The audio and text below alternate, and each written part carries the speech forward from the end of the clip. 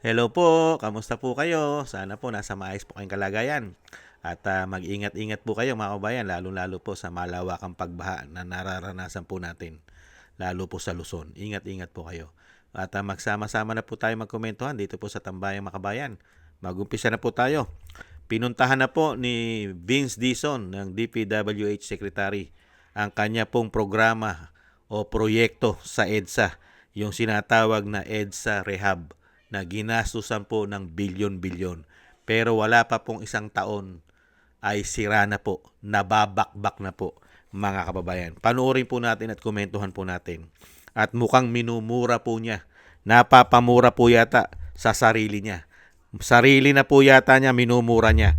Siya po ang secretary at ang DPWH po ang dapat pong namumuno at nagpapagawa at syempre ang may kontrol ng lahat. Hindi po ba kontrolado nila yan? Sila nga ang DPWH. Ito po mga kababayan, mukhang minumura niya na sarili niya. Puta naman, oh. Ba nangyari nito eh? Kabago-bago. Bakit ang kaganyan? Pinaka-depressed na section, sir. Putang ina talaga, oh. Dapat na-anticipate natin to eh. Parado eh, oh. Ayan, oh, hindi gumalabas, oh. Kita mo doon, oh. Tinan mo, ayan, oh. Hindi gumalabas eh. Hindi gumulusot, oh.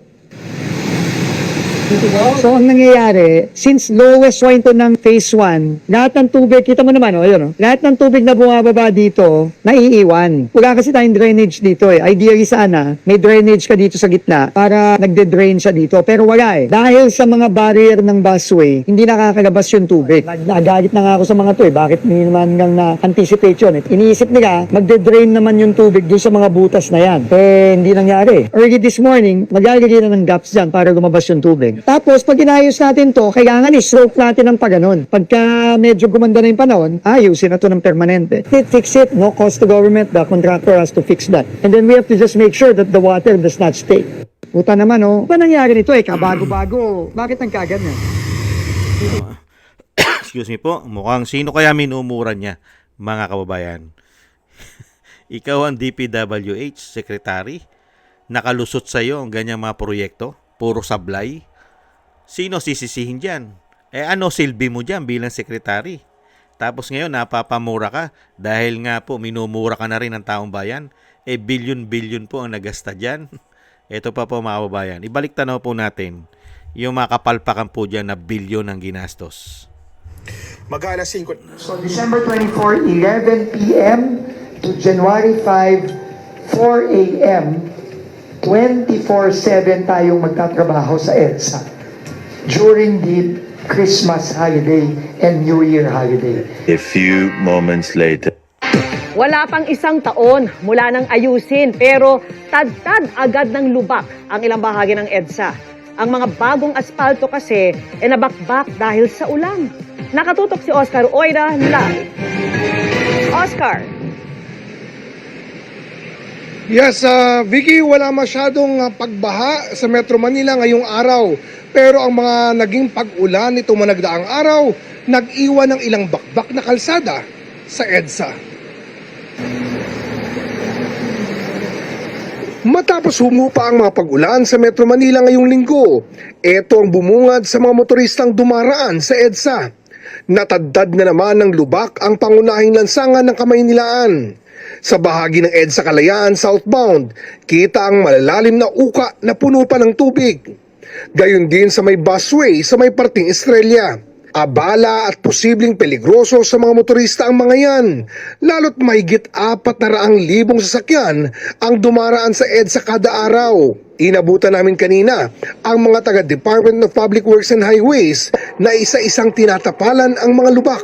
Kaya di nadaanan ng mga bus ang bahaging ito ng busway hanggang sa may parting Buendia. Sinubukan namin silang kausapin pero di raw sila otorisadong magsalita. Pero bakit nga ba nauwi muli sa lubak ang ilang bahagi ng EDSA matapos ang ilang araw lang na pag-ulan? Yan ay kahit katatapos lang ng Phase 1 ng road reblocking ng EDSA kasama ang bahaging nakitaan namin ng lubak. Matatanda ang sinimulan niya noong bisperas ng Pasko noong nakaraang taon at ginasusan ng 1.2 bilyong piso. Sinusubukan pa namin 1.2 billion piso. 1.2 billion pesos mga kabayan At ipinagmalaki niya po ang mga gagamitin daw pong materialis dyan matitibay. Sa kanya na rin po nagsabi, siya na rin po nagsabi ng materialis na gagamitin dyan. Ito po mga kababayan, matibay daw po ang materialis ayon sa kanya. Pero ngayon nagmumura. How can you assure us that yung gagawin pong rehabilitation sa EDSA will last us a long time at hindi po after 1 year or 1.5 years ay butas-butas na Ganda naman pong ito? tanong yan. No, unang-una, ang ginagamit nating aspalto ngayon at itong pagre-reblock natin, no, talagang piling-pili. Ibig sabihin, nung una kasi ang plano, Pinky, talagang babakbakin yung buong EDSA mula Rojas Boulevard hanggang Monumento. Yan, tinanggihan ng Pangulo yan. Sabi niya, find a better way para hindi naman mahirapan ng mga kababayan natin and find better technologies. Find better technologies that other countries are using already. So, yan ang pinilit natin gawin, no? Talagang yung mga engineers natin naganap ng bagong paraan at ito na yon, no? Yung bagong paraan, gumagamit tayo ng mas matibay na asfalto. Gamit tayo ng mas matibay na asfalto na ginagamit lang sa Pilipinas ngayon sa ating mga expressway, sa mga sa NLEX, SLEX, Skyway, SCTEX, etc. at sa mga runway sa mga airport. First time natin ginamit itong asphaltong ito sa ating mga Is it normal national roads. I'm assuming it's more expensive than the It's a usual. little more expensive, pero dahil nga nagbaba din tayo ng presyo ng ibang mga materyales, actually, mas mababa. At nag-reduce tayo dramatically nung scope of work. Yung original na 17 billion na budget para dyan, tingin ko lampas 5 billion lang, o wala pang 6 billion Okay. ang gagastusin natin for the entire stretch of it. Northbound and southbound. Both. And Both how yan. long is that supposed to last? Ang sinasabi sa atin, minimum 5 years. Sabi sa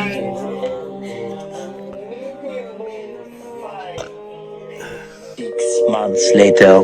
Wala pang isang taon mula nang ayusin pero tad-tad agad ng lubak ang ilang bahagi ng EDSA. Ang mga bagong asfalto kasi nabakbak Mga bagong espalto na ubod ng tibay daw po dahil bagong teknolohiya na. New technology na po ang ginagamit na espalto. Napakatibay na raw po. Ayon sa kanya. Mga kabayan, doon po sa tanong ni Pinky Webb, isang commentator, broadcaster, napakatibay. Pero nakita po ba natin matibay? Ang nakita po nating matibay, yung kanyang pagmumuka. Ubod po ng kapal. Ubod po ng tibay at kapal ng kanyang pagmumuka. Di umano. At siya pa may ganang magmura.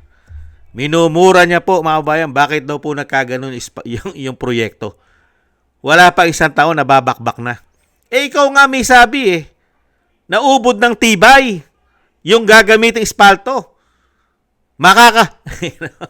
Bilyon ng pondo Bilyon, nakaka 1.2 billion na po dyan sa espalto. Yung mga programa. Karamihan po daw gagamitin dyan matitibay na espalto. Ulan lang ang katapat ng espalto, inulan. Puro bakbak na. Pambihirang buhay yan, no? Kaya sino po ngayon ang dapat murahin? Kaya minumura niya yung trabaho Bakit daw nagkaganon? Siya nga yung nagmamalaki Di ibig sabihin, mga kababayan, una niyang minumura yung sarili niya. Yung sarili niya na ubod ng sinungaling, di umano. Napakasinungaling pala nito Di umano Ipagyayabang niya yung gagamitin daw po dahil mismo ang Pangulo pa ang nag-request para daw po, mga kababayan, hindi mahirapan ang ating mga kababayan dyan sa EDSA. Dahil kung babakbakin lahat nga naman yan, ay maraming mahihirapang mga motorista. Kaya nag-isip po sila ng solusyon na mas magandang solusyon, mga kababayan. At kahit papaano rin makakatipid pa sa bilyones. Mga 5 bilyon na lang daw po ang po pwede o sinasabing magagastos yan. Nakaka 1.2 billion na. Dahil napakatibay. Di ko ang ginamit po pala espalto dyan, mga kababayan. Hindi matibay. Baka isang buwan lang po pala, sira na yan. ginamitan po ni Vince Dizon at ng Pangulo ng Bansa dahil pinag-aralan po nila yan. Natibayan ng espalto. Kaya po inabot pa po hanggang August. Inumpisahan po yan ng dispiras nung ginagawa po nila yan last year. Hindi po ba? Matibay pa po yan. High-tech pa po yan. Talagang grabe po tibay niyan. Kaya nga po lumalabas ngayon, yung mag-amo, yung tinatawag na bangag ng kanyang ate, saka si Vince Dizon, yung mga pagmumuka po nila di umano, ang sobrang tibay at sobrang kapal. Di umano. Hindi po ang mga espalto na nilagay po nila dyan sa EDSA. Yan po mga kababayan, si Vince Dizon, pinuntahan niya po ang mga nasira po sa EDSA at sinisisi pa ang mga contractors. Samantalang sila po ang may programa at sila po ang mga boss at amo dyan sa DPWH. Programa po ng DPWH yan. Hindi po ba? At nahandyan po ang isang damukal na mga engineer ng DPWH. Pero naguhugas kamay si Vince Dizon, samantalang nung ginagawa pa yan ay ubod po ng daming pagmamalaki at binubuhat po ang kanilang mga bangko dahil gagamitan daw po nila ng technology, bagong kaalaman, bagong teknolohiya na ubod ng tibay na espalto, mga kababayan. Pero ang lumalabas po ngayon, mas matibay po sa espalto ang mga pagmumukha nila, di umano. Yan po mga kababayan, si Vince Dizon, unbelievable. Sana kaya napunta ang matibay na 1.2 billion. Napakatibay, mga kababayan. Ingat-ingat po kayo mga kababayan at thank you po sa mga nagusto po ng ating tambayan mga kababayan sa YouTube at TikTok. At ganoon din po sa inyo po nagko-comment, like, share, and subscribe at patuloy po nagsusubscribe. Maraming salamat po. At thank you rin po sa inyo po nga nagbibigay po ng tulong at biyaya. Shoutout po sa inyo lahat mga kababayan. Thank you po. Ingat-ingat po kayo at God bless po sa inyo lahat. Tiis-tiis lang po tayo mga kababayan at doble ingat po. Ingat-ingat po tayo. God bless po sa inyo lahat. Bye-bye.